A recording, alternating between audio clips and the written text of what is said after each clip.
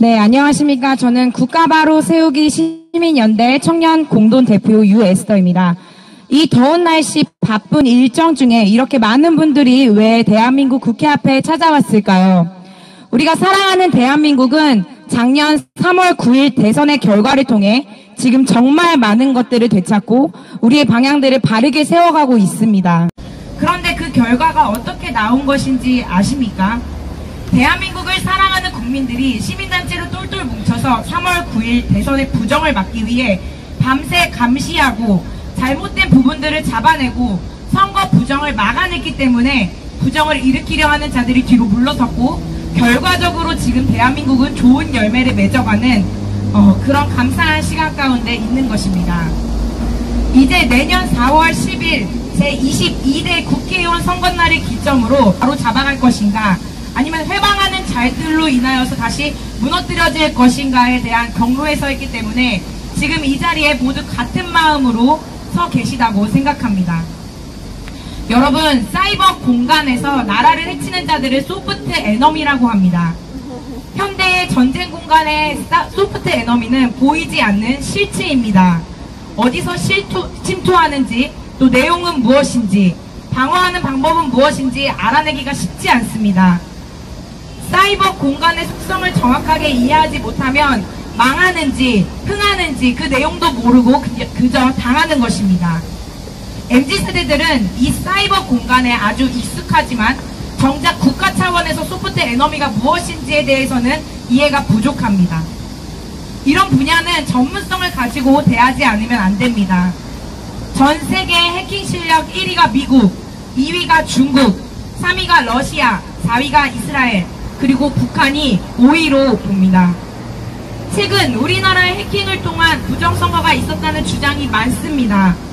선관위가 북한의 해킹 공격을 당했다는 의혹이 나오면 빠르게 조치해야 하는데, 그리고 조사해야 하는데, 이를 감추면서 조사를 하지 못하게 하는 것은 도저히 납득할 수 없는 일입니다.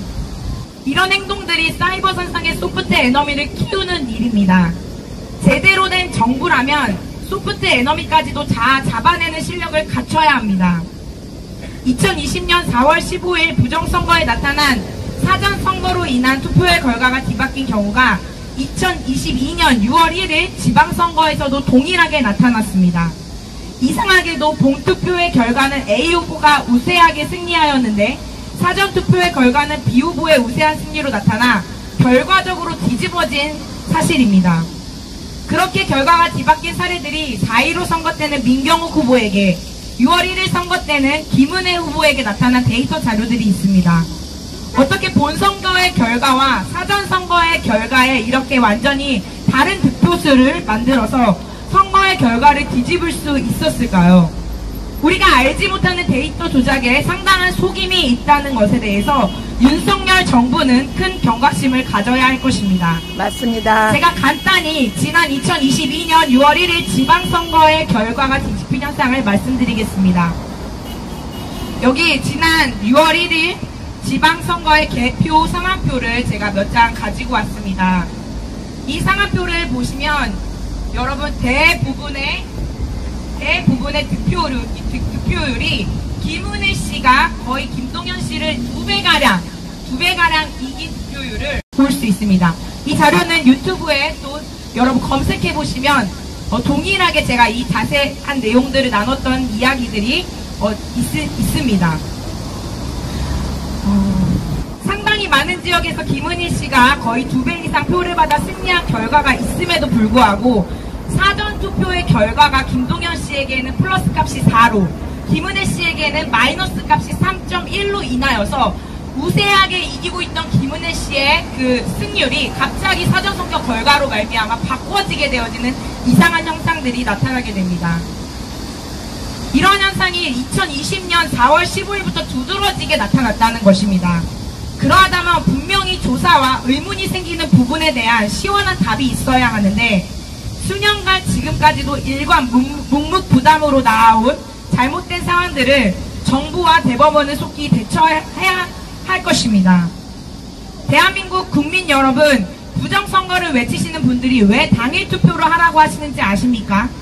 바쁘다는 이유로 개인 일정의 이유로 사전선거나 우편투표를 하시는 분들은 국민 여러분의 소중한 한 표 한 표를 잃게 될 확률이 너무나도 높기 때문입니다.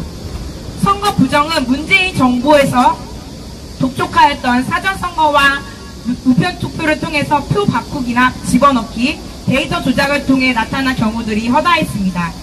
데이터 조작이라는 무시무시한 시스템 조작이 처음 결과와 완전히 다른 결과를 나타내는 경우가 지난 대한민국의 선거 과정에서 지속적으로 은밀하게 나타났다면 받아들이실 수 있겠습니까? 설마 하고 있는 일이 정말로 대한민국 현실 가운데 일어나고 있단 말입니다. 나의 소중한 한 표를 빼앗기고 싶지 않으시다면 내년 4월 10일 정말 중요한 22대 국회의원 선거날은 꼭 본투표를 하시길 바랍니다. 선거 과정에는 투명성과 공정성이 필수입니다. 부정부패가 개입할 맹점을 주지 않고 개표 과정을 포함하여 선거의 모든 단계마다 대중의 감시를 받게 하는 선거 제도를 구현해내야 합니다. 그래야만 국민들이 믿고 투표할 수 있지 않겠습니까? 맞습니다. 민주주의는 국민들에 의해 선택된 정부입니다. 그러나 우리나라의 현실은 선거 과정 중에 너무나도 많은 속임수가 일어날 구실들을 그대로 보존하고 있는 상황이고, 이 일이 수년 전부터 계속해서 진행되고 있음에도 불구하고 지금까지도 수사의 재판에 넘겨지지 않고 제대로 하지 않고 있는 이러한 일들에 대해서 정부는 심각한 경각심을 가져야 합니다.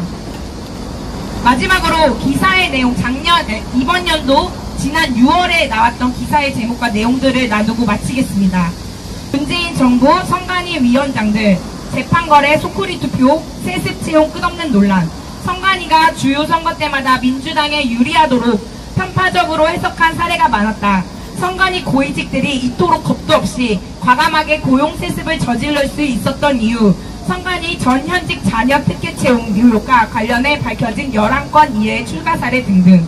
윤석열 대통령실도 고용 세습 등 선관위 내부 부조리 문제의 심각성을 인식하고 예의주시하고 있다라는 기사의 내용을 보면 윤석열 대통령실도 지금 이 소식을 듣고 접했다는 소식을 우리가 볼 수 있게 됩니다. 윤석열 대통령님도 잘 아시다시피 내년 22대 국회의원 선거는 너무나도 중요합니다. 대통령님의 향방도 내년의 선거에 많은 영향을 미치게 될 것입니다.